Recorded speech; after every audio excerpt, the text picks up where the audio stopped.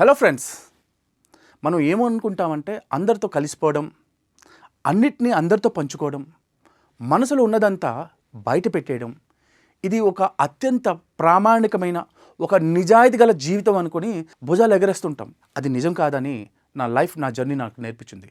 కొన్ని విషయాలు మీరు రహస్యంగా ఉంచకపోతే అవి మీ జీవితం మీద చాలా ప్రభావం చూపిస్తాయి. అలా అన్నింటిని బయట పెట్టడం నిజాయితీ అనిపించుకోదు, అది ఒక మూర్ఖత్వం అని నేను తెలుసుకున్నాను. సో ఈ విషయం గురించి మనం ఇంకా కొంచెం లోతుగా వెళ్దాం. మనిషి చాలా వింతైనవాడు, తానెంతో ఒంటరివాడిని భావిస్తాడు. అందుకే ప్రతి విషయాన్ని ఎవరితో ఒకరికి చెప్పాలని పరితపిస్తాడు. కానీ ఈ ఒంటరితనం అసలైన ఒంటరితనం కానే కాదు. నీకు నువ్వే పరాయివాడివి అన్న ఫీలింగ్ మనలో వచ్చినప్పుడే మన ఒంటరితనం మొదలవుతుంది. అతిగా బాహ్య ప్రపంచం వైపు ఎప్పుడైతే నువ్వు మళ్ళుతావో నీ లోపల నువ్వు ఒక ఒంటరి వాడావని ఫీలింగ్ నీకు మొట్టమొదటిసారి ఏర్పడుతుంది. బయట ప్రపంచం చాలా ఆకర్షణీయంగా ఉంటుంది, కానీ అది శూన్యంగా ఉంటుంది, అది ఎప్పటికీ నిండదు. ఈ విషయం చాలా జాగ్రత్తగా వినండి. నువ్వు ఎంతగా ఇతరుల దగ్గరికి వెళ్తావో నువ్వు అంతగా నీకు నువ్వు దూరం అయిపోతావు. ఈరోజు నేను మీకు ఎప్పుడు రహస్యంగా ఉంచాల్సిన కొన్ని 7 విషయాలను చాలా చక్కగా చెప్పాలని నిర్ణయించుకున్నాను. ప్రతి విషయం వెనుక ఒక లోతైన కారణం ఉంది. జాగ్రత్తగా వినండి. ఈ 7 విషయాలను కానీ మీ హృదయంలో భద్రపరుచుకుంటే, మీరు నిజంగా ఆచరించగలిగితే మీ జీవితం ఎంత అందమైనదో ఒకరోజు డెఫినెట్గా మీకు అర్థమవుతుంది. వీటిని నేను చాలామంది మాస్టర్స్ దగ్గర కొన్నిసార్లు కింద మీద పడిన తర్వాత నాకు అర్థమైన విషయాలు. సో మొదటి విషయం గురించి మనం ఇప్పుడు చర్చిద్దాం. మనం సంతోషంగా ఉన్నప్పుడు ఆ సంతోషం చాలా కోమలంగా ఉంటుంది. చాలా ఒక చిన్న పిల్లోడి ఒక ఫీలింగ్లా ఉంటుంది. అది ఎంత కోమలమైనదంటే నువ్వు దాన్ని అతిగా బయట పెడితే అది మారిపోతుంది. నేను చిన్నతనం నుంచి చాలా విషయాల్లో ఈ విషయంలో రీసెర్చ్ చేశాను, అనుభవించాను. తమ సంతోషాన్ని అతిగా ఎవరైతే ప్రదర్శించేవారు ఉంటారో వారు ఎంత తొందరగా దుఃఖంలో మునిగిపోతారు. ఇది నేను సొంతంగా గమనించాను. ఎందుకంటే లోకం వారి సంతోషాన్ని చూసి అసూయపడుతుంది. ఆ అసూయ చాలా నెమ్మదిగా ఉన్నప్పటికీ అత్యంత ప్రమాదకరంగా ఒకరోజు తయారవుతుంది. నువ్వు ఆ సంతోషాన్ని అతిగా బయట ప్రపంచాన్ని చూపిస్తే, చాలామందికి చెబితే తమ జీవితంలో సంతోషం లేనివారు చాలామంది ఉంటారు. వారు నీ సంతోషాన్ని చూసి నొచ్చుకోవచ్చు, లేదా తెలిసి తెలియక నీ సంతోషాన్ని పాడు చేయడానికి ప్రయత్నించవచ్చు. ఇది చెడ్డ విషయం కాదండి. జనరల్గా ఇది మనిషి యొక్క స్వభావం. ఈ స్వభావం జనరల్గా ఉంటుంది. దుఃఖంలో ఉన్నవాడు ఇతరుల సంతోషాన్ని చూసి మరింత దుఃఖిస్తాడు, అరే నాకెందుకు కాలేదే అని. సో కొన్నిసార్లు మనకు కొంచెం ఇంగిత జ్ఞానం వాడాలి అంటారు పత్రి సార్. అదే ఏ విషయాన్ని ఎవరికి ఎంత చెప్పాలో అంతే చెప్పాలి, ఎక్కడ ఉండాలో అక్కడే ఉండాలి. అదే ఈ విషయం నేను చాలామందిని చూశాను. వారు సంతోషంగా ఉన్నప్పుడు మొదటి రోజు నుంచే అన్నిటినీ మాట్లాడేస్తారు, పటాపట లోడ వాడేస్తారు. చూడండి నాకు ఇది దొరికింది, చూడండి నా జీవితంలో ఎంత బాగుందో, దానివల్ల ఎన్ని జరిగాయో.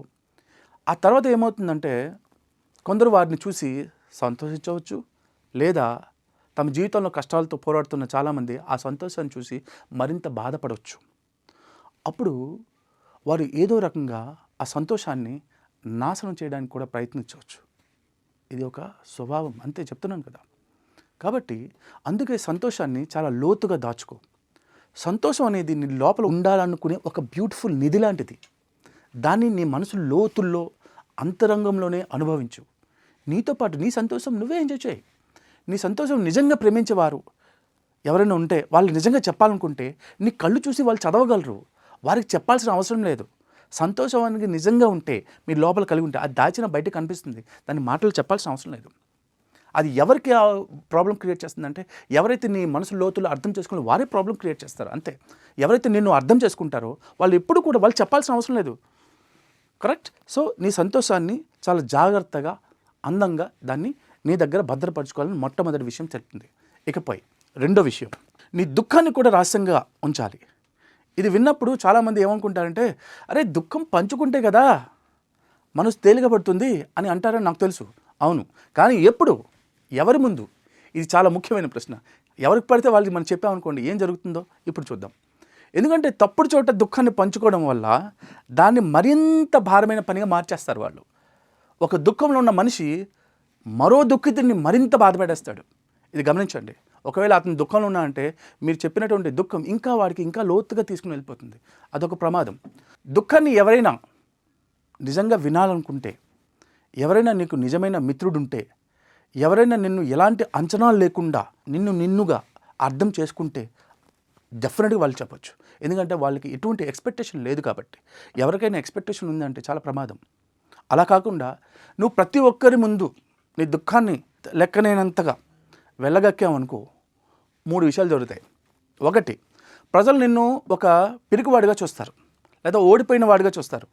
లేదా 2, కొందరు నిన్ను నీ దుఃఖానికి మరికొంత దుఃఖాన్ని జోడిస్తారు. అది కాదనుకోండి, 3వ వ్యక్తి ఉంటారు. కొందరు నీ బలహీనతల్ని వారి స్వార్థం కోసం ఇష్టారాజ్యంగా వాడేస్తారు. ఇది డౌట్ లేదు, ఈ మూడిట్లో ఏదో ఒకటి జరుగుతుంది. కాబట్టి దుఃఖం అనేది ఒక బ్యూటిఫుల్ అనుభవం అండి. దాన్ని సరైన రీతిలో స్వీకరిస్తే అది మనకి ఎంతో నేర్పిస్తుంది, ఎంతో బ్యూటిఫుల్ అనుభవాన్ని ఇస్తుంది. కానీ ఎవరికి పడితే అతిగా బయటకు పంచిపెడితే అది తన శక్తిని కోల్పోయి దుఃఖం మరింత దిగజార్చేస్తుంది. కాబట్టి మై డియర్ ఫ్రెండ్స్, దుఃఖం ఒకటి మనకి ఎప్పుడు గురువు లాంటిది అనమాట. దాన్ని లోపల ఉంచుకొని అది చెప్పేది వినండి, దాన్ని అర్థం చేసుకోండి. అది నీకు చాలా ముఖ్యమైన విషయాలు చెప్తుంది. ఎందుకు దుఃఖం వచ్చింది? మనం చేయదాన్ని ఎన్నో చేసాం కాబట్టి దుఃఖం వచ్చింది. సో అది ఎన్నో విషయాలు చెప్తుంది. నీ లోపల ఏదో మార్చుకోమని అది చెప్తుంది. నువ్వు ఆ మార్పుని తెచ్చుకుంటే దుఃఖం దానితో దానే అది వెళ్ళిపోయి అదే నీకు బలంగా తయారవుతుంది. ఆ దుఃఖం కాస్త నీలో ఒక బలవంతుణ్ణి చేస్తుంది దాన్ని అర్థం చేసుకుంటే. ఎలా? ధ్యానంలో కూర్చో, మరియు ఆ దుఃఖాన్ని లోపలే జీర్ణించుకో. నెమ్మదిగా అది తనంత తానే తేలిగ్గా మారిపోతుంది. ఎందుకంటే దుఃఖం లోపల ఉన్నప్పుడు నువ్వు దాన్ని అర్థం చేసుకున్నప్పుడు అది మారిపోయి ఒక కరేజ్గా మారుతుంది, అంటే ఒక ధైర్యంగా మారుతుంది. ఆ ధైర్యమే నీ జీవితంలో ఒక అతిపెద్ద సంపదగా నీకు ఎంతో తోడిస్తుంది. So that my dear friends, దుఃఖం చాలా విలువైనది, ఒక గురువు లాంటిది. దాన్ని సరిగ్గా వాడుకుంటే అది మనకి ఒక ధైర్యాన్ని ఇచ్చి మనకు ముందు తీసుకుని వెళ్ళే ఫ్రెండ్ లాగా తయారవుతుంది. అంతేగాని దాన్ని ఎలా పడితే అది వాడడం వల్ల అది మనకి హాని కలిగించి ఇతరులను కూడా హాని కలిగిస్తుంది. కాబట్టి ఇప్పుడు 3వ విషయం గురించి మాట్లాడతాం. 3వ విషయం ఏంటంటే నీ ప్రతిష్ట, నీ పేరు. నేమ్, ఫేమ్ అంటారు చూసారా చాలామంది ఈ పేరు కోసమే, తన ప్రతిష్ట, తన పేరుని కాపాడుకోవడం కోసమే జీవితం అంతా వేరే వాళ్ళ కోసమే బతికేస్తూ జీవితాన్ని వేస్ట్ చేస్తారు. వారు తినడం దగ్గర నుంచి, తాగడం దగ్గర నుంచి, నిద్రపోవడం దగ్గర నుంచి అన్నీ ఈ పేరు కోసం, ఒక ఇమేజ్ కోసమే చేస్తారు. దీనివల్ల తను తాను కోల్పోయి పెద్ద నష్టం. ఎందుకంటే పుట్టింది వారి కోసం కాదు, నీకోసం నువ్వు పుట్టావు, నీకోసం నువ్వు ఏదో చేస్తున్నావు, ప్రజల కోసం కాదు కదా. సో ఇలాంటి వాళ్ళు ఏంటంటే ప్రజల కళ్ళల్లో మంచి కనిపించడం కోసం జీవితాంతం చాలామందిని నేను చూశాను, జీవితాంతం పోరాడుతూనే ఉంటారు. ఇలా నేను చాలామందిని చూశారు. ఇతరులు ఏమనుకుంటారో ఎలా ఆలోచిస్తూ వారు తమను తాము ఎంతగా మార్చుకుంటారంటే ఒకానొక రోజు వచ్చేసరికి తాము ఎవరో తాము మర్చిపోతారు. ఒక ముసుగు వేసుకుని చివరికి ముసుగేది నిజమని వాళ్ళు ఫీల్ అవుతారు. ఎందుకంటే ముసుగు ఎప్పుడు సంతోషాన్ని ఇవ్వదండి, అందులో ఎటువంటి ఆనందం ఉండదు, ఒక దుఃఖం తప్ప. కాబట్టి మై డియర్ ఫ్రెండ్స్, నువ్వు నీ పేరు గురించి ఎంత అతిగా ఆందోళన చెందితే, ఇతరుల ముందు నీ ఇమేజ్ను పెంచుకోవడం ప్రయత్నిస్తే నిన్ను నువ్వు ఎప్పటికీ తెలుసుకోలేవు. There is no way. ఇతరుల దృష్టిలో మంచిగా కనిపించడానికి నువ్వు ఎంత ఎక్కువ సమయం కేటాయిస్తావో దానివల్ల నీ అంతరంగంలోకి తొంగి చూడడానికి నీకు అంత టైం ఉండదు. దానివల్ల లోపల నువ్వు ఒక శూన్యం ఏర్పడుతుంది, ఒక ఖాళీ ఏర్పడుతుంది. నువ్వు ఒంటరివాడిగా తయారై బయటవాడితో వెళ్ళి చివరికి నీ జీవితం దుఃఖాల పాలవుతుంది. ఎవరికైతే లోపాన్ని చూసుకోరో వాళ్ళు తమను తాము పరాయి వాళ్ళగా భావిస్తారు, తమను తామే పరాయి వాళ్ళగా భావిస్తారు. అందుకే ఇక నేను ఇక్కడ చెప్తున్నాను ఏంటంటే, నీ పేరును, నీ ఇమేజ్ను, నీ ప్రతిష్టను చాలా లోతుగా దాచుకో, బయట కోసం కాదు. నిన్ను ఎవరు కూడా గుర్తించాల్సిన అవసరం చాలా తక్కువ మందికి మాత్రం ఉంటుంది. నిన్ను నిజంగా గుర్తించేవారు ఏ పేరుతో సంబంధం లేకుండానే గుర్తిస్తారు. ఎందుకంటే నిజమైన ప్రేమ ఎప్పుడు కూడా నువ్వు పేరుని చూడదు, అది నీ అంతరంగాన్ని చూస్తుంది. కాబట్టి మై డియర్ ఫ్రెండ్స్, నీ ఇమేజ్ ఉండని, ఎంత అవసరం అంతే అది బయటకు వస్తుంది. కాబట్టి ప్లీజ్ టేక్ కేర్. ఇకపోతే మనం తెలుసుకోవాల్సిన 4వ విషయం ఏంటంటే, పెద్ద పెద్ద కళలు కంటుంటారు కదా, గొప్ప పని చేయాలనుకుంటే కొన్ని ఫీల్ అవుతారు. సో ఇలాంటి కోరికలు ఏదైనా సాధించాలనుకున్నప్పుడు మనిషికి కలిగే మొట్టమొదటి కోరిక ఏంటంటే, ఆ విషయాన్ని ఎవరికైనా చెప్పేయాలి. అది స్నేహితుడు కావచ్చు, కుటుంబ సభ్యుడు కావచ్చు, లేదా పర్యవాళ్ళు కావచ్చు, లేదా కొలీగ్ కావచ్చు, ఏదైనా సరే. సో ఇది నేను చేయబోతున్నాను అని చెప్తే వాళ్ళు ఇది అలా అని చెప్పాలి అనుకోవడం ఒక మానవ స్వభావం, ఇట్స్ ఎ న్యాచురల్ టెండెన్సీ. అలా చెప్తే ఏమవుతుంది, అవతల వాళ్ళు మనం పొగిడి, అరే భలే కన్నావురా, అది నాకెందుకు చేత కాలేదు, ఖచ్చితంగా ఇది నువ్వు చెయ్యి అని వాళ్ళు మెచ్చుకోవాలని మనం కోరుకుంటాం. అవునా? ఇది జనరల్ టెండెన్సీ. కానీ ఇక్కడ విరుద్ధం. సో ఎవరికి పడితే వారికి చెప్పడం వల్ల ఈ కోరిక చాలా ప్రమాదకరంగా మారుతుంది. ఇందులో పెద్ద ముప్పు దాగుంది. ఏం తెలుసా? పని ప్రారంభించక ముందే కానీ మీరు ప్రణాళికలను ఇతరులకు చెబితే ఇక 2 విషయాలు జరుగుతాయి. ఆ 2 విషయాలు ఎలా ఉంటాయంటే చాలా విచిత్రంగా ఉంటాయి చూడండి. మొదటిది, ఒకటి వాళ్ళు అర్థం కాకపోతే మిమ్మల్ని విమర్శించడం జరుగుతుంది. ఆ విమర్శ ఏమవుతుందంటే మీ ఆత్మవిశ్వాసాన్ని దెబ్బతీసేస్తుంది. ఇది ఎలా సాధ్యం? ఇందులో చాలా ఇబ్బందులు ఉన్నాయి కదా, నేను వాళ్ళని చూశాను, వాళ్ళు చూశారు, వాళ్ళ లైఫ్ వాళ్ళది, మీ లైఫ్ మీది కదా, ఆ విషయం వాళ్ళకి తెలియదు కదా. సో వాళ్ళు నిన్ను డిస్కరేజ్ చేస్తారు. ముందు అది ఆలోచించు, ఇది ఆలోచించని. ఎలాంటి మాటలు విన్న తర్వాత నీకేమనిపిస్తుంది? నువ్వు ఒకానొక టైంలో నిజమేమో అనుకుంటావు, అందులో చేయాల్సింది నువ్వు చేయలేవు. ఇకపోతే రెండోది, కొన్నిసార్లు ప్రజలు వాళ్ళు ఏం చేస్తారంటే నిన్ను కాపీ చేసి ఇది నేను చేశానని బయట పెట్టేస్తారు. దానివల్ల మళ్ళీ నువ్వు డిస్కరేజ్ అవుతావు. ఎప్పుడైతే ఒకటి అనుకున్నామో అది ఎవరితో షేర్ చేయాలనేది చాలా చాలా వెరీ వెరీ ఇంపార్టెంట్. అది మనం తెలుసుకోకుండా ఎవరికి పడితే వాళ్ళు చెప్తే కష్టంగా ఉంటుంది. అందుకే ముందు ఏ పని చేయాలనుకుంటే అది చేసేయండి, దాన్ని పూర్తి కూడా చేయండి. విజయం వచ్చిన తర్వాత మనం మాట్లాడడానికి ఏం లేదు, ఎందుకంటే విజయం మన గురించి చెప్తుంది. మనం మాట్లాడాల్సిన అవసరం లేదు. మీరు ఎటువంటి విషయంలో ఎవరికి చెప్పాల్సిన అవసరమే లేదు. అలాగే మీ పని పూర్తయిన తర్వాత మీ ప్రపంచం దానంతటా అదే మిమ్మల్ని గుర్తిస్తుంది, మీ పనిని గుర్తిస్తుంది. అప్పుడు మిమ్మల్ని విమర్శించే ధైర్యం ఎవరికి సరిపోదు. ఆ విమర్శించాలనుకున్న వాళ్ళు కూడా మిమ్మల్ని ప్రైజ్ చేస్తారు. కాబట్టి ఏదైనా పని చేయాలన్నప్పుడు సత్సంకల్పంతో దాన్ని పూర్తిగా మిమ్మల్ని ఆకలింపు చేసుకొని ప్రయత్నం చేయండి. ఇకపోతే 5వ విషయం, ప్రతి మనిషిలో ఒక భయం, ప్రతి మనిషిలో ఏదో ఒక బలహీనత ఉంటుంది కదా.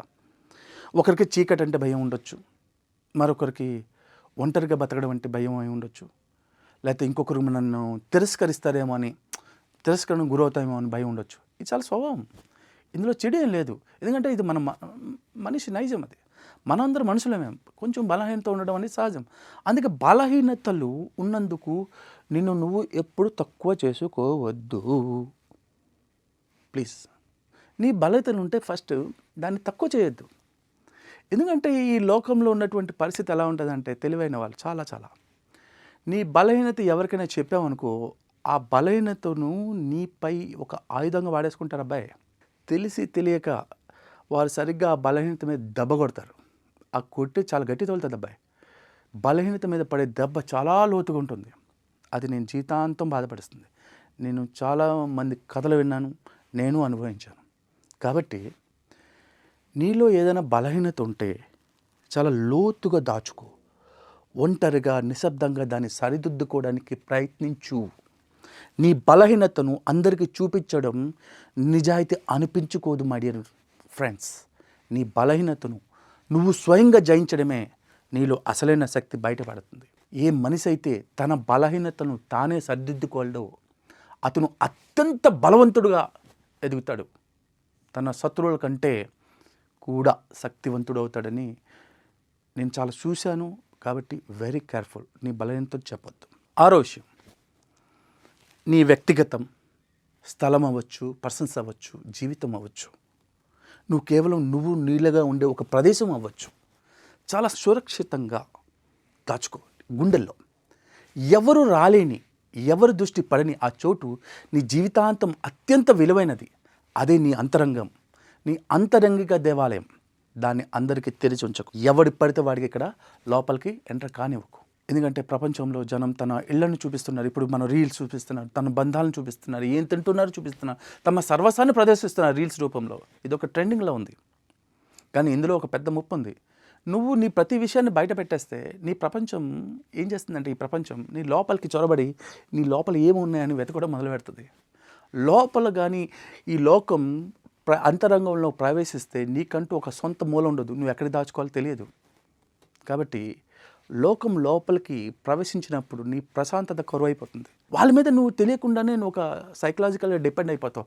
వాళ్ళు ఏమనుకున్నారు, ఈ రీల్ పెడితే ఎలా అనుకున్నారు, అది చూపిస్తే ఎలా అనుకున్నారు, నన్ను ఎవరు లైక్ చేయలేదే, నన్ను ఇష్టపడలేదే, కామెంట్ చేయలేదే, ఇలాగా వాళ్ళ మీద నీ సంతోషాన్ని డిపెండ్ అయిపోతావు. ఇది ఒక భరించలేని ఒక భారీ భారంగా తయారవుతుంది. ఈ భారం నేటి తరానికి ఎంతో నష్టాన్ని కలిగిస్తుంది. ఇది అందరికీ తెలుసు. ఎంతోమంది యువకులు దీనివల్ల మానసిక శాంతిని కోల్పోతున్నారు. కొంత నీకోసం ఉంచుకో, ఫర్ యువర్ సెల్ఫ్ ఓన్లీ. ఎవరికి తెలియని, కేవలం నీకు మాత్రమే తెలిసిన ఒక విషయాన్ని నీతోనే ఉంచుకో. ఆ లోతైన ప్రదేశమే నీ అసలైన చిరునామా. ఇకపోతే 7వది, మరి చిట్ట చివరిది కూడా. 7వది చాలా చాలా ఇంపార్టెంట్. నీ సంకల్పం. అంటే నీ అంతర్గత కోరికలు. నీ మనసు ఏం కోరుకుంటుంది? నువ్వు ఏదైనా పని ఎందుకు చేస్తున్నావు? ఇది జీవితంలో, నీ జీవితంలో అత్యంత వ్యక్తిగతమైనది, మరి అత్యంత విలువైన విషయం కూడా. ఎందుకంటే నీ సంకల్పమే నీ పూర్తి జీవితం యొక్క దిశను నిర్ణయిస్తుంది మై డియర్ ఫ్రెండ్స్. అవునా కదా? సరైన సంకల్పం సరైన జీవితాన్ని అందిస్తుంది. తప్పుడు సంకల్పం ఉంటే తప్పుడు జీవితానికి దారితీస్తుంది. కాబట్టి నీ సంకల్పం ఎలా ఉండాలంటే శుద్ధంగా, పరిశుద్ధంగా ఉండాలి. దాన్ని నువ్వు ఒడిసిపెట్టుకుని ఉండాలి. నువ్వు ఏదైనా పని చేసినప్పుడు ప్రపంచం కోసమా, నీ కోసమా? లోకం కోసం చేసేవారు ఎప్పటికీ సంతోషంగా ఉండలేరు. ఎందుకంటే లోకం యొక్క కోరికలు ఎప్పటికీ తీరవు. అది మీకు తెలుసు. ఈరోజు నువ్వు ఇంత చేస్తే రేపు ఇంకా ఇంకా ఎక్కువ చేయాలని అడుగుతారు. ఇది ఎన్నటికి ముగియని ఒక విషవలయం. ఇందులో చిక్కుకున్న వారు ఎప్పటికీ శాంతిని పొందనే లేరు. ఈ క్వశ్చనే లేదు. అవునా? కానీ నీ మనసు కోసం, నీ కోసం ఒక పని చేసావు అనుకో, ఎప్పుడు నువ్వు సంతోషంగా ఉంటావు. నీకోసం నువ్వు ఏదో ఒకటి నీకు తెలిసిన వంట వండి తిను, ఎంత హాయిగా ఉంటుందో. ఒకసారి ట్రై చేయి, అద్భుతంగా ఉంటుంది. ఎందుకంటే నేను వంట చేస్తాను కాబట్టి నాకు తెలుసు. సో నీకు పని చేయడం అనేది ఒక ఆటలాగా ఉంటుంది. నువ్వు వంట చేయడం చాలా అందంగా ఉంటుంది. నువ్వు ఒక పుస్తకం చదవడం అందంగా ఉంటుంది. అది నీ ఇష్టం కాబట్టి. ఎవరో ఏదో అనుకోవాలని నువ్వు చేయటం లేదు.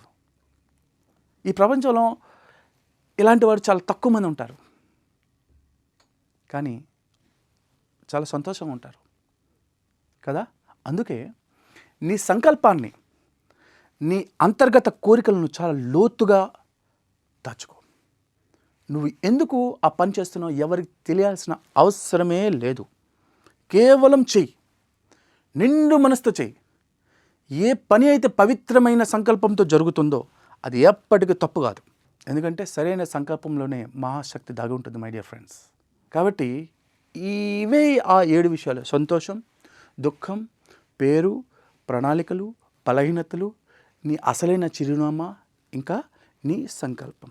ఈ 7ంటిని రహస్యంగా ఉంచుకో. ఇవి నీపై రుద్దుతున్న నియమాలు కానే కావు నాయనా. నా జీవితాంతం నేను గమనించిన సత్యాలు, నాకు తెలిసిన సత్యాలు, వేలాది మంది అనుభవాల నుండి పుట్టిన నిజాలు ఇవి. అందుకే నేను ఇంతగా ఆత్మవిశ్వాసంతో మీకు చెప్పాలని ముందుకొచ్చాను. కానీ నేను ఇంకొక మాట కూడా చెప్పాలనుకుంటున్నాను. ఇదంతా ఈ ప్రపంచం నుండి తప్పించుకోవడానికి కానే కాదు, నిన్ను నువ్వు గుర్తు చేయడానికి, నువ్వెవరో తెలుసుకోవడానికి. నువ్వు ఎప్పుడు నీ జీవితాన్ని బయట ప్రపంచాన్ని ప్రదర్శిస్తూ ఉంటే అసలు నీ లోపల ఉన్నది ఎవరనేది నువ్వే మర్చిపోతావు. అందుకే గురుగారు ధ్యానం చేయి, నువ్వే తెలుసుకో, నీ లోపలికి వెళ్ళి అంటాడు. తనను తాను మర్చిపోయిన మనిషి ఎప్పటికీ సంతోషంగా ఉండలేడు. కాబట్టి దుఃఖంలో మిన్నుడు ఉంటాడు. ఎందుకు వచ్చానో మర్చిపోతాడు. దుఃఖం తనను తాను లోపల ఒక పెద్ద శూన్యాన్ని అనుభవిస్తాడు. ఆ శూన్యాన్ని బయట వస్తువులతో నువ్వు పూరించలేవు స్వామి. ఇదంతా విన్నాక కొందరికి అనిపించవచ్చు, ఇదంతా వినడానికి చాలా భయంకరంగా ఉందరాడు బాబోయ్ అని. కానీ లేదు, ఇది భయంకరమైనది కాదు. ఇది నిన్ను విముక్తిని చేసే మార్గం. ఎందుకంటే ఎప్పుడైతే నువ్వు లోకం గురించిన చింత వదిలేస్తావో, ఎప్పుడైతే నీ అంతరంగాన్ని నువ్వు సురక్షితంగా ఉంచుకుంటావో, అప్పుడు నీలో ఒక వింతైన ప్రశాంతత కలుగుతుంది. అది చాలా లోతైన, అత్యంత గాఢమైన ప్రశాంతత. మనం మన జీవితాంతం వెతుకుతున్నది సరిగ్గా ఈ ప్రశాంతత కోసమే కదా. ఆ ప్రశాంతత నీ అంతరంగంలో దొరుకుతుంది, బయట కాదు కదా. అది బయట నుంచి ఎప్పటికీ రాదు. నీ ప్రపంచం చాలా తెలివైనది. లోకంలో నీ సంతోషాన్ని లాక్కోవాలనే చూస్తుంది, నీ దుఃఖాన్ని పెంచాలనే చూస్తుంది, నిన్ను బలహీనపరచాలనే ప్రయత్నిస్తుంది. కానీ నువ్వు నీ అంతరంగాన్ని సురక్షితంగా ఉంచుకుంటే, ఈ 7 విషయాలను నీ హృదయంలో భద్రపరుచుకుంటే ఏ శక్తి నిన్ను గాయపరచలేదు. ఎందుకంటే నువ్వు నిజంగా నివసించే ఆ అంతరంగ ప్రదేశానికి ఎవ్వడు చేరుకోలేరు, నువ్వు తప్ప. కాబట్టి రహస్యంగా ఉండు. కొంత రహస్యం మీరు మెయింటైన్ చేయి, చాలా లోతుగా ఉండు. నీ అంతరాత్మ గొంతును విను. ఆ అంతర్వాణి మాత్రమే నీకు సరైన దిశను చూపిస్తుంది.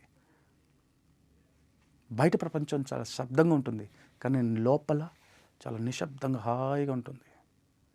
ఎవరైతే ఆ నిశ్శబ్ద స్వరాన్ని వినగలరో వారే ఈ ప్రపంచంలో అత్యంత ధనికులు మై డియర్ ఫ్రెండ్స్.